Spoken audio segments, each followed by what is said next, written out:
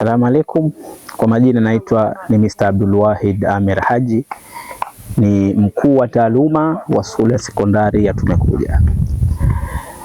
Leo ni siku ya Jumatatu, ni siku ya pili katika mwendelezo wa ile safari yetu kwa ajili ya kuja kujifunza mambo mbalimbali. Kutoka tulipofikia jana tumefikia katika sehemu inaitwa Mapinga, kata ya Mapinga, wilaya ya Bagamoyo, mkoani Pwani, na sasa hivi tunapozungumza tupo katika eneo la Pumbuji.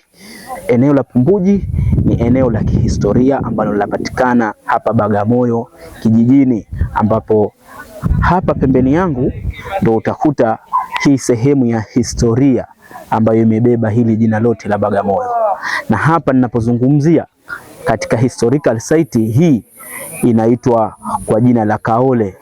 Neno la Kaole sio asili yake. Asili ya neno hili linatokana na kabila la wenyeji ambao wanaishi katika mji huu, ambao kabila hili ni la Wakwere. Wakwere ndo walotoa neno la titire tukarore.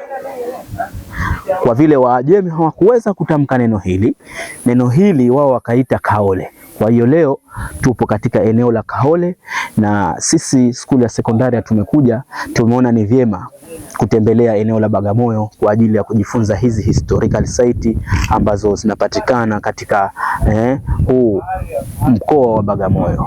Miongoni mwa hizi historical site ambayo sisi walimu na wanafunzi Tumekuja kwa siku hii yetu ya leo tumepata kujifunza historia ya msikiti wa mwanzo wa hapa Bagamoyo. Msikiti wenyewe ni huapo. Vile vile makaburi ya baadhi ya ambao wageni waliokuwa wakija hapa, akiwepo imamu mkuu wa msikiti huu ambaye ni Sheikh Ali bin Jumar, na vile vile kuna kaburi lake pale. Lakini vile vile tuna kaburi la tuliwahi kuliona la aliyekuwa Darwesh wa hawa Waajemi, lakini huyu alikuwa na asili ya Afrika, naye kaburi lake limezikwa pale Darweshi. Lakini pia vile vile tumeona kaburi la Mwanamwari. Huyu ni Mwanamwari mdogo ambaye amekufa akiwa na miaka 14, na wenyeji wetu aliwahi kutuambia kwamba alikuwa ana sharaf, ana karama, na ndio maana akapewa jina la Sharifa.